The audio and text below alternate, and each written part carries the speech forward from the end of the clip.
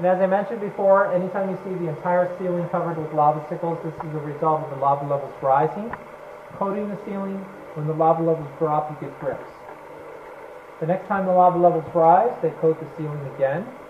When they drop, you get drips on the drips. This can be seen quite clearly right here, where you can actually see how the lava sickles are stacked one on top of the other. So this is the same process as you would get if you were dipping a can. And this is about 8 feet thick. That tells us that cold air is pouring down through that hole for a long period of time. So that's what we knew for certain. Another thing that you need to notice to get clues here is notice the ceiling height of that crusted over chisel tube basically ends where the scum rings begin. Now if you follow these scum rings back down slope, what you find is that the top of the scum ring corresponds with the ceiling height of the path. Our visitors decided to name this the Rocky Rapid. But it shows you that you don't need much of a slope to actually produce a rapid in lava. Just a few degrees. Those that are willing to go into them don't have the time, because they're actually the ones doing most of the work. So this stuff is basically left to gamers. So between these two ribbons, just beware. But yeah, you're welcome to stop the photograph. I'm going to get out of your way. And take place.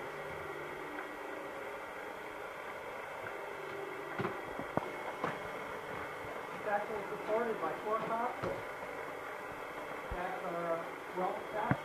They're good quality ones. There are one with way too dark. The highest place that it's seen in the day is about 59 feet.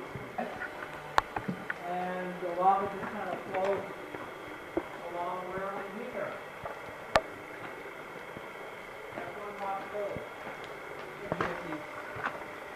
Like pockets that are trapped. It could be that it was just cold and the rock pieces were already way bigger than heat temperature. You can start to see the horseshoe. Which I've only seen underground, actually. We think it has a higher olivine content. Well, there's a lot more of it with your light. Wow. Impressive. Wow. Yeah, no, basically what was happening is it looks like it's coming out from under the magnesium-ferrite lining. So because the magnesium-ferrite lining is a process of oxidation, you can have fluid trapped behind it. And when you have an ice... Okay, I'm up. You're next. I gotta get that picture.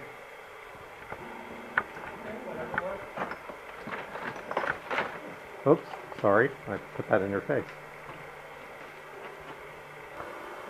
Keep that down.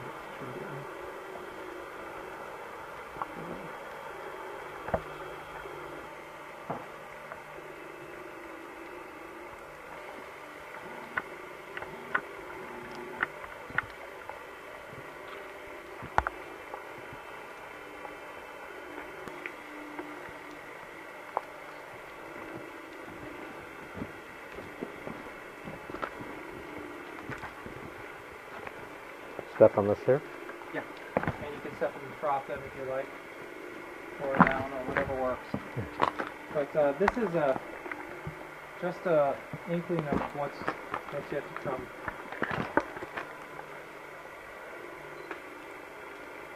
And I don't... Good. All that water vapor in the light beam. Want to go head out? I want you to get the picture. I'm just going out of the way so you can look at it.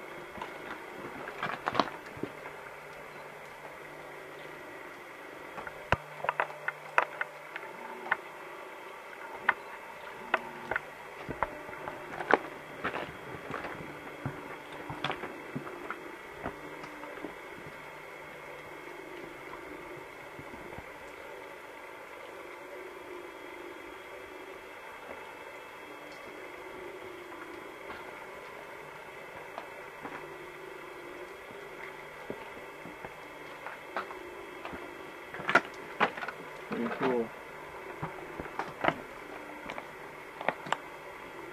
Yeah, I have not found anybody that would dispute the fact that that is the case. And that is.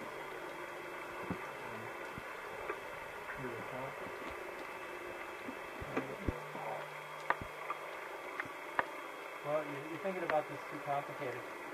These are formed by the eddies, and then they're just sculpted into the lava waves. Okay. But what threw me off is the fact that these show up in a straight passage. So basically what that... Oh, and just so that you're aware, there is another knob on the other side of the passage as well. Which resembles two upside-down mushrooms, or in one individual's... Yeah, the more that It's a ghost face. compress the image, the clearer it gets. I mean, when you stand right at their irregular shape. Mm-hmm. These are formed from spatter.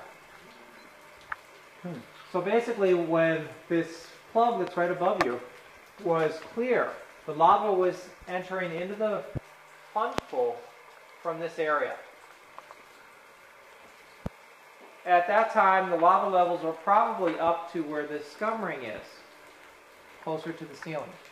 So we get a lot of splashing onto the ceiling, and the splashing would be in the same places over and over again.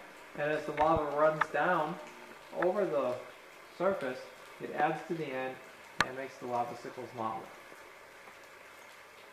So that appears to be where and how these form.